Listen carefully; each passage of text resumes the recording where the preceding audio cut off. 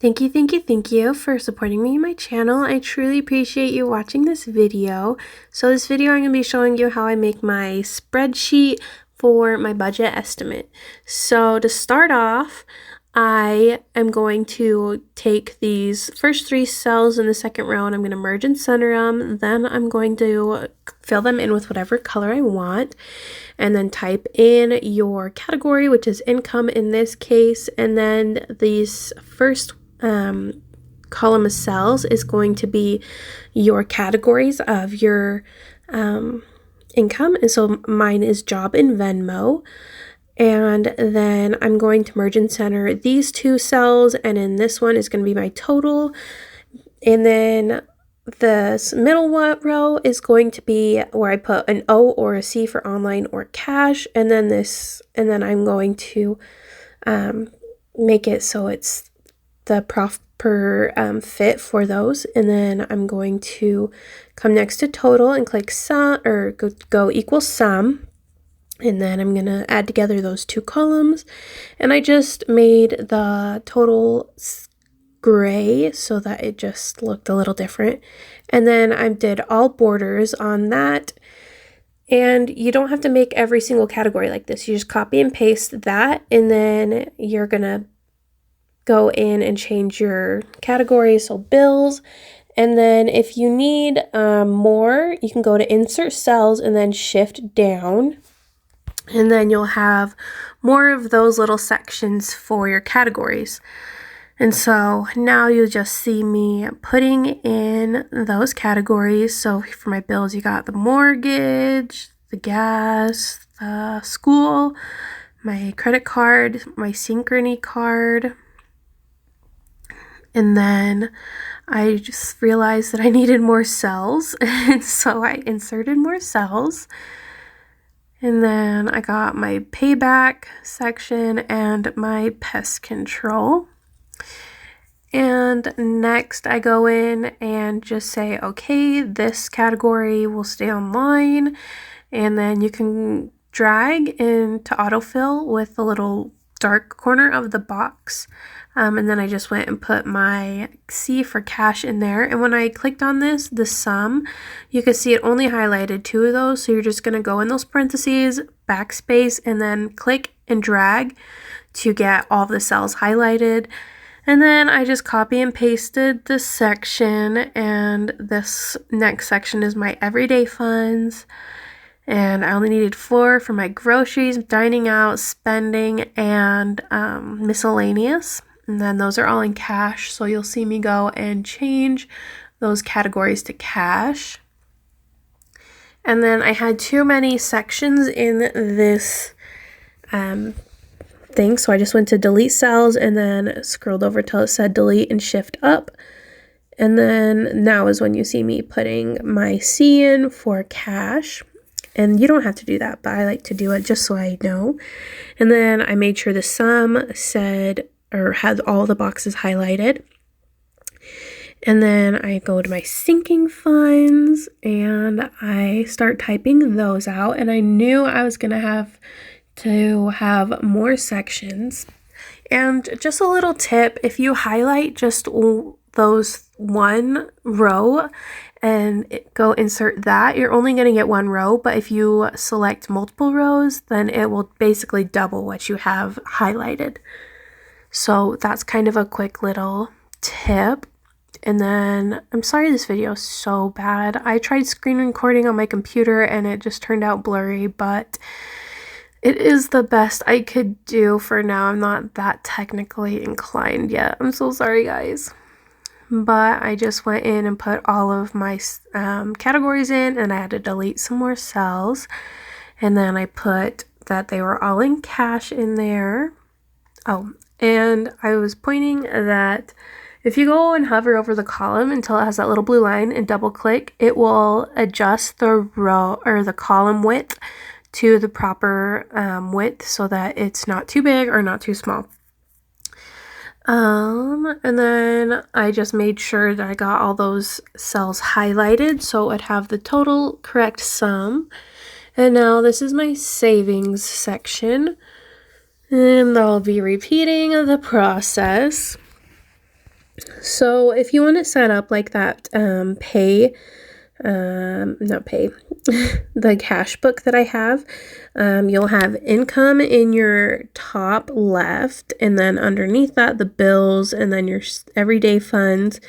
And then on your top right, you'll have your sinking funds and then savings, just like I've put in this spreadsheet. And I didn't put, so I made sure this summed up those.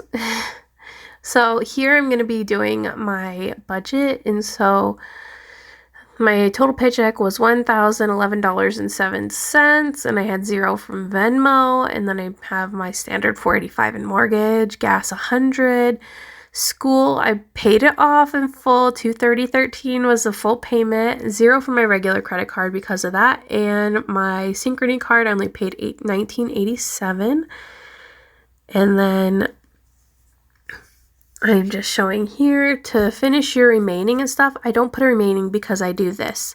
You're going to put total income down here, your total expenses, and then I like to have a cushion, so I put cushion in there, and then my balance, total balance. And then I just merge and center these two cells because I have 3 and I don't need 3 for this section, so I just merge and center them so they look nicer. And then in your total income, you're going to go equals, and then you're going to click the total income. And then in total expenses, you're going to go total negative sum. And then you're going to go click on the total of each of your things and put commas between them. And then you're going to push your tab button, and it will total up all of your expenses. And then for my cushion, I just do, I don't know what I was doing here. Oh, I was putting the negative in there. It has to be negative if you're going to have it work out the way it does.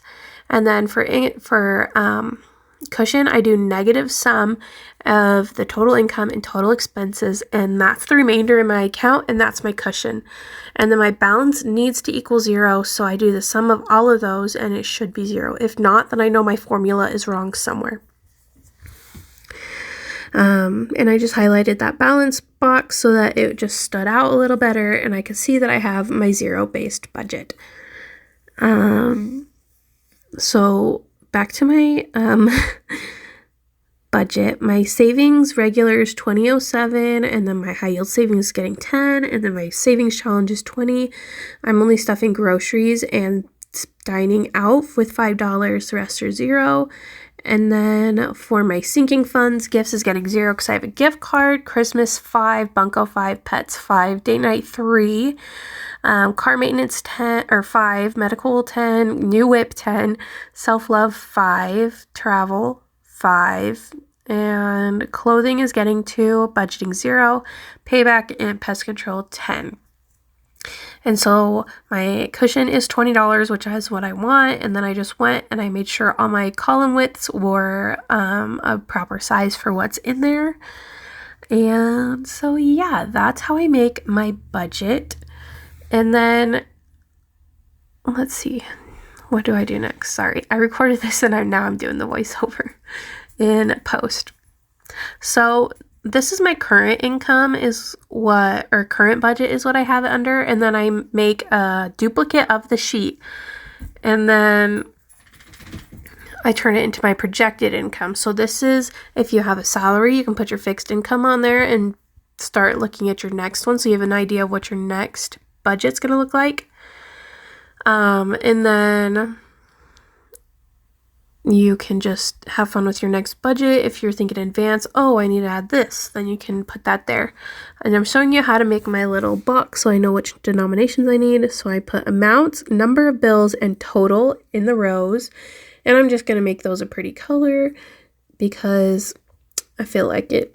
And then my amounts, I'm going to have my 100s, 50s, 20s, 10s, 5s, and 1s. And this is kind of like your cash withdrawal sheet, but it just makes it easier to see it right there so that you can see it and then write it down. And I just centered those up because they looked better centered. And then my total is going to go equal, and then click the number of bills box and then times it by 100. And then the next one equals the bills box times 50, and so on and so forth, just so that you can have If you type in one $10 bill, it's going to say, oh, this area is going to be $10. If you type in 6 $5 bills, you're going to have $30. So it just auto calculates how much your total is, just so you can make sure everything is balancing with what you have in there already. So I went and calculated. I had 1, 2, and I'm highlighting these so you guys can see what I'm counting. 2, oh, I'm highlighting all of them before I calculate, which is fine. So these are all of my cash categories that I'm highlighting, and you don't have to do this, but I just did this for the video. They're normally not highlighted. And then I'm going to go count them. So I had 0, 100, 0, 50, 0, wait, no, I had 2 20s because of my savings challenge. And I had 4 10s for payback and pest control, and then new whip and medical. So there's 4 there. And then 5s, I had my 2 5s, and then 3, 4, 5, 6, 6 5, or 8 5s. It was actually 8. I don't know why I said 6. That's because I thought I read a 2 and not a 5. And then I had 6 1s. And so then I put a total at the very bottom and I merged that over, so those 2 cells. And then for this one, I just do equals sum, and I summed up that column just to make sure that all of my cash categories equaled what I had. And so all of my cash categories equaled 126, and that was pretty awesome. So you can do the same thing for your next budget if you want. You don't have to. If you just want to do the single budget, that's fine. But I usually like to start projecting my next budget so I can start getting an idea of what my money's going to be doing. It just kind of helps me visualize and keep going.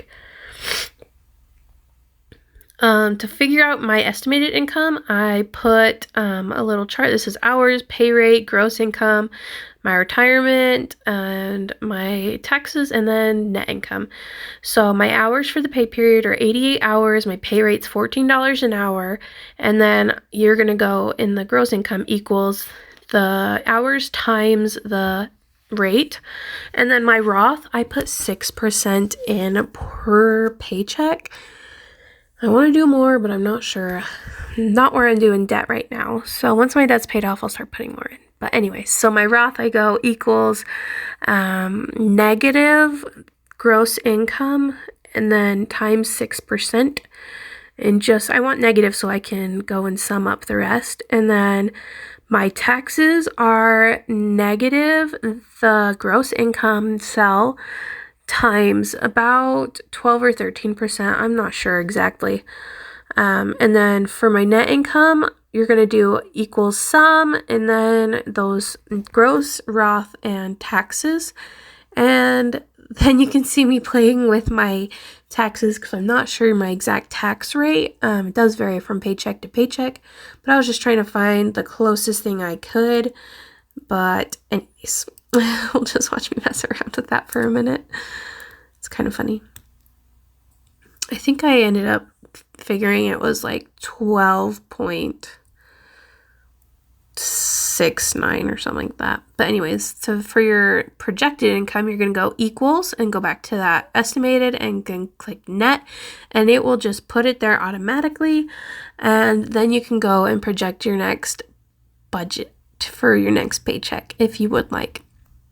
I just found it kind of nice to just kind of give me a look at what we're looking at in the next month. And that's just me playing around with my new budget, making sure that my cushion equaled 20. But yeah, it's pretty nice to be able to project your income and just kind of get a feel of what you're going to be gaining. He was right there. I was like, see, it's not $20.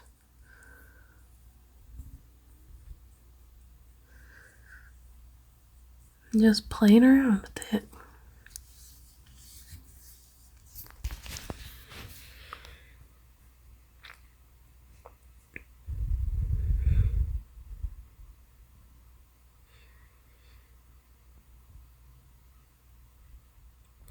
But the nice thing about making your spreadsheets on Google Sheets is that it's free, and then you can always go and see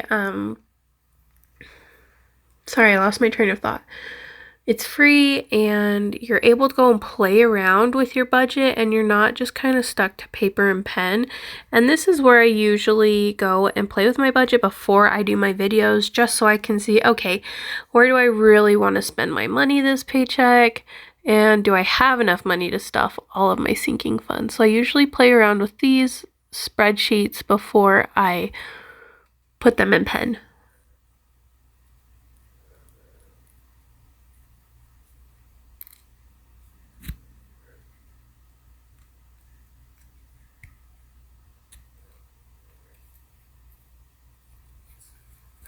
Okay, next I'm going to be showing you how to make cash withdrawal sheets, just like the ones I have here.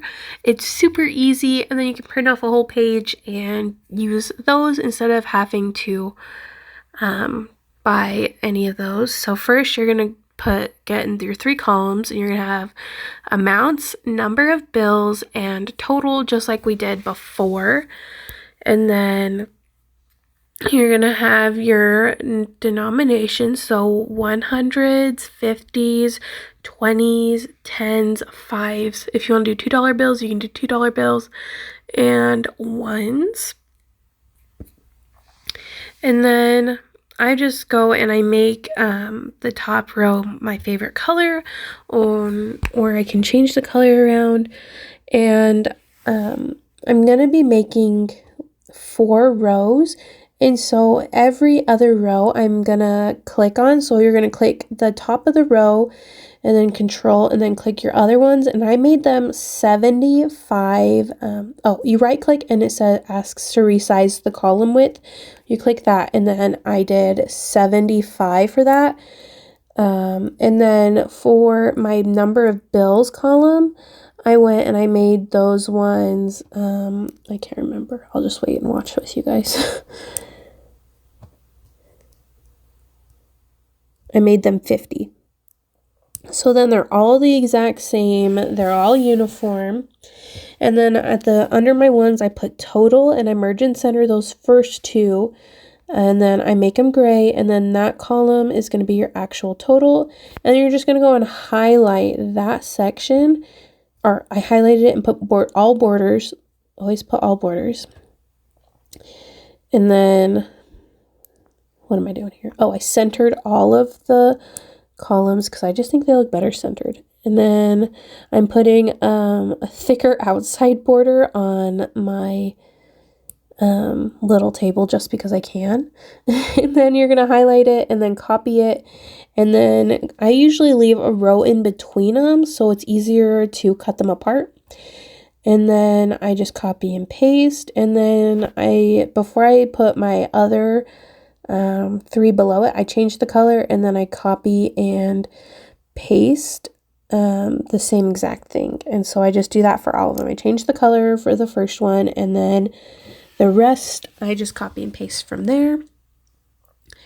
And then I end up going in and changing the row widths of D, H, and L in between the columns, just so that they're smaller and that's less paper being used.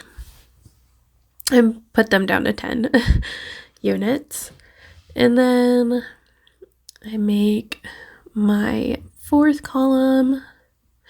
This is a lot of playing around, but I hope I gave you enough information so that you can go do it pretty fast. When I first started doing it, it kind of took a while.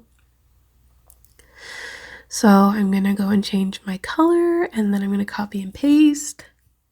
And you can make them whatever color you want. These are just the first ones that came to my mind. So next, you're going to click the print button, and before you print, you're just going to make sure it's on the same page. Because if it's not on the same page, then you're wasting your paper.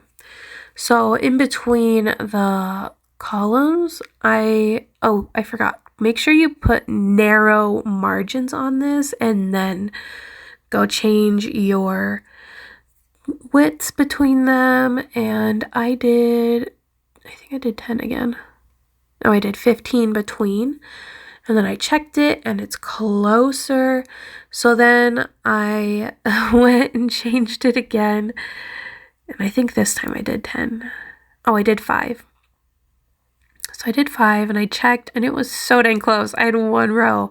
So then I just went in and I selected all of them except for my little divider rows. And I resized all of those. What did I resize them to? You can see me thinking about that one. I'm like, oh, I don't want to go too small. I don't want to go too big. It took me a minute to really think about this. I don't know why. I was kind of just stumped. I did 15. Okay. And then click the print again.